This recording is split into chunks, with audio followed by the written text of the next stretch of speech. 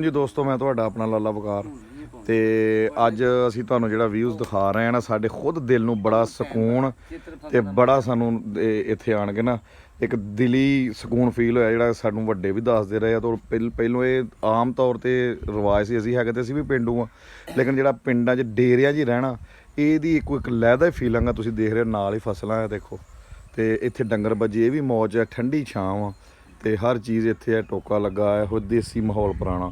ਤੇ ਮੈਂ ਤੇ ਨਾਲ ਮੇਰੇ ਚਾਚਾ ਅਸ਼ਰਫ ਸੀ, ਆਸਫ ਸੀ, ਭਾਈ ਦੇ ਕੋਲ ਆਏ ਹਾਂ ਅਸੀਂ। ਤੇ ਉਹ ਹੁਣ ਚਾਚਾ ਵੀ ਇੱਥੇ ਕਹਿਣ ਡਿਆ ਯਾਰ ਬੜਾ ਮਜ਼ਾ ਆਇਆ ਵਾ, ਕਿਆ ਬਾਤ ਪੁਰਾਣੀ ਯਾਦ ਆ ਗਈ। ਚਾਚੇ ਨਾਲ ਵੀ ਕਰਦੇ ਹਾਂ ਕੀ ਫੀਲ ਕਰਨ ਡਿਆ ਅੱਜ, ਕੀ ਇਹਨੇ ਮਹਿਸੂਸ ਕੀਤਾ ਵਾ।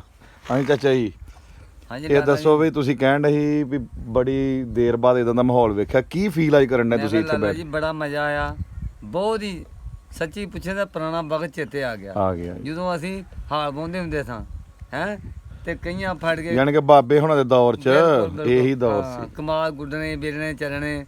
ਤੇ ਹੁਣ ਸਾਡੇ ਤੋਂ ਰਹਿ ਹੀ ਨਹੀਂ ਗਿਆ, ਉਹਦੇ ਤੇ ਹੈ ਲੱਭਦੀ ਇੱਥੇ ਡੇਰਿਆਂ ਵਿੱਚ ਲੋਕ ਕਿਆ ਮਜ਼ਾ, ਮਾਸ਼ਾਅੱਲਾ ਮਾਲ। ਯਾਨੀ ਕਿ ਡੰਗਰ ਵੀ ਸਮਝ ਲਓ ਜੰਨਤ ਜੀ ਆ, ਵੇਖੋ ਕਿੱਡੇ ਸਕੂਨ ਨਾਲ ਮੌਜ ਜਾਨਵਰ ਆਪਣਾ ਨਾ, ਇੱਥੇ ਇਹਨਾਂ ਨੂੰ ਦੁਪਹਿਰ ਦਾ ਪਤਾ ਵਾ। ਯਕੀਨ ਕਰੇ ਦਿਲ ਖੁਸ਼ ਹੁੰਦਾ ਵੇਖ ਕੇ, ਇੰਨਾ ਮਜ਼ਾ ਆਉਂਦਾ ਵੀ ਛੱਡ ਦਿਲ ਕਰਦਾ ਜਾਣ ਨੂੰ ਦਿਲ ਹੀ ਨਹੀਂ ਕਰਦਾ। ਕਿਆ ਬਾਤ, ਐਸਾ ਮਾਹੌਲ ਹੈ। ਯਾਨੀ ਕਿ ਹੁਣ ਭਾਈ ਜ਼ਾਹਦ ਨੂੰ ਆਪਾਂ ਕਹੀਏ ਵੀ ਉੱਥੇ ਚੱਲ ਜਾਵੇ ਤੇ ਅਸੀਂ ਆ ਫਿਰ ਇੱਥੇ ਨਾ ਸਾਰੀ ਕਿਉਂ ਭਾਈ ਜ਼ਾਹਦ? ਇਹ ਭਾਈ ਜ਼ਾਹਦ ਜੀ ਸਾਡਾ ਇਹ ਮਸੇਰ ਹੀ ਆ ਜਿਹਦੇ ਕੋਲ ਅਸੀਂ ਆਏ ਆ, ਤੇ ਇਹਨਾਂ ਦਾ ਇਹ ਡੇਰਾ ਵਾ।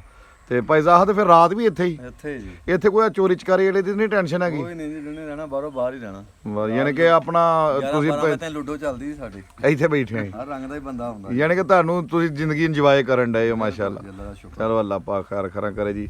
ਤੇ ਮੈਂ ਕਿਹਾ ਵੀ ਆਪਣੇ ਜਿਹੜੇ ਦੇਖਣ ਵਾਲੇ ਦੋਸਤ ਉਹਨਾਂ ਨੂੰ ਵੀ ਦਿਖਾ ਦਈਏ। ਦੇਖੋ ਤੁਹਾਡੇ ਸਾਹਮਣੇ ਵਾਕਈ ਦੇਸੀ ਮਾਹੌਲ ਆ, ਉਸੇ ਤਰ੍ਹਾਂ ਹੀ। ਬਲਕਿ ਦੇਖੋ ਕੱਚੀਆਂ ਵੀ ਤੁਹਾਨੂੰ ਹਾਲੇ ਇੱਥੇ ਮਿਲਣਗੀਆਂ ਚੀਜ਼ਾਂ, ਪੁਰਾਣੇ ਦੌਰ ਜਿਸ ਤਰ੍ਹਾਂ ਮਿੱਟੀ ਦਾ ਹੀ ਬਣਿਆ ਵਾ। ਤੇ ਬਾਕੀ ਚਾਚਾ ਵੀ ਰਾਜੀ ਹੋਇਆ। ਚਾਚਾ ਜੀ ਫਿਰ ਕਰ ਦਈਏ ਬੰਦ ਹੁਣ? ਕਰਦੇ, ਬੜਾ ਦਿਲ ਖੁਸ਼ ਹੋਇਆ। ਲਓ ਜੀ ਦੋਸਤੋ, ਜੇ ਤੁਹਾਨੂੰ ਵੀ ਪਸੰਦ ਆਇਆ ਤੇ ਕਮੈਂਟ ਜ਼ਰੂਰ ਕਰਿਓ।